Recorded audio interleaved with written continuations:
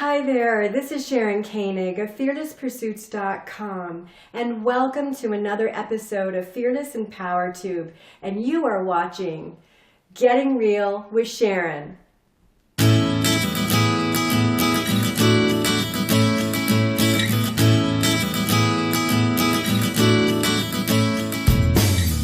Alright, so in these Getting Real with Sharon videos, we talk about some controversial topics and some things that light a fire under people, some very difficult topics, and this one is no different.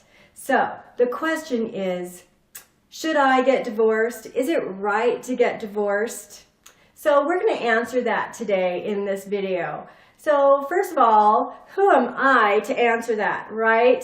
Well, I share with you things that have worked for me, tried and true techniques from the very best, the leaders in psychology today. So, first off, let's talk about my own personal experience. So, if you've been watching me for any length of time, you know that I am a single mother of 3. I homeschool and I'm an online entrepreneur. I'm juggling a lot, right? And it's not easy. And let's face it, the father is not very active in the children's lives, and that makes it a little bit more complicated. So, was it the right thing for me to do?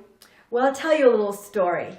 So, about a month after we separated, I thought, why don't we just bring Daddy home?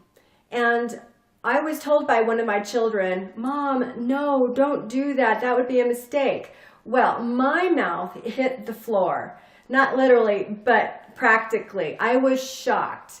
And the thing is that what was said to me was having us both together in the home made me miserable, made him miserable, made everybody miserable. And in that kind of a situation, it's not healthy for the family.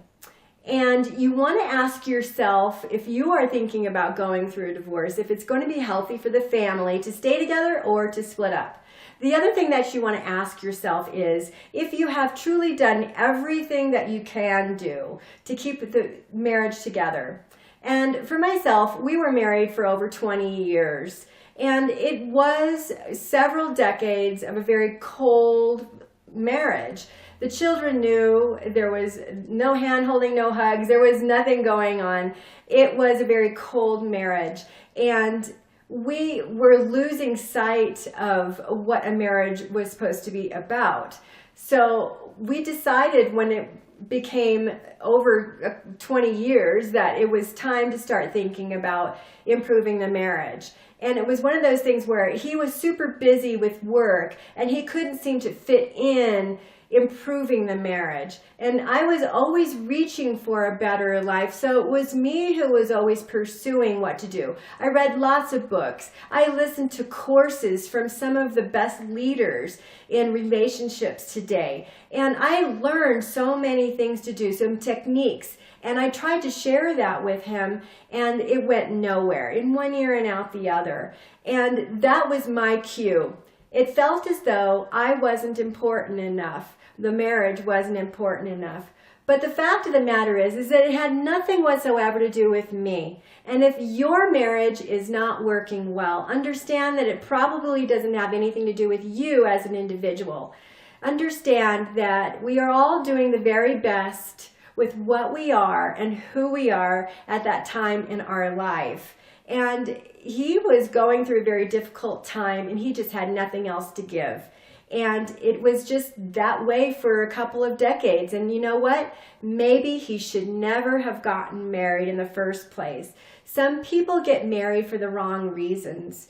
And we got 3 beautiful children out of it. But I think that we all need to really think about why we got married to begin with.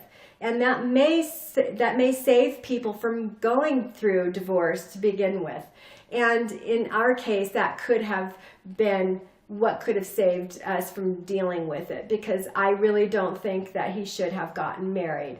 So when you start thinking about what you're dealing with and thinking about how it's going to impact your children's life, you start feeling guilty. You start feeling like it's your fault. that you're breaking up the family and that you're changing the children's life. We all have to take responsibility for what we do. It's true. But there's no reason why we need to attack ourselves and feel guilty for doing something like that. After all, in my case, it was the best decision for us. And did I feel guilty about it? Yes. Do I still feel guilty? I think that I do sometimes, but I think women innately feel guilty about how they impact their children and how they change their husband's life, that sort of thing. Because I truly wanted it to work. I wouldn't have stuck around for that many years if I didn't. And I believed that we could, but it just ultimately wasn't completely up to me. There's two people in the relationship and everybody has to do the work. So I had to work through a lot of things to help put that guilt aside and start realizing that it wasn't 100% up to me, and maybe there were some things that I could have changed, but ultimately we were not meant to be together. We are not soulmates, and that is something that is really important to note here. Deciding whether or not you are soulmates. So that's a whole different video altogether, but just know that if there has been no love in your marriage for a long period of time, you are probably not soulmates and you probably do not belong together. But the bottom line here is the children. So how does the divorce impact the children? Will it be good for them or will it be bad for them? And in my case, it was very good for the children. Everybody ended up being very happy, even my ex-husband. So it's not up to me to tell you what you should do. So you need to think about things, whether or not it's actually going to impact your life and the children's life and even your husband's life in a positive way. So now you can move on and think about what you should do in your own situation. So thanks so much for joining me here at Fearless and Power Tube and this episode of Getting Real with Sharon.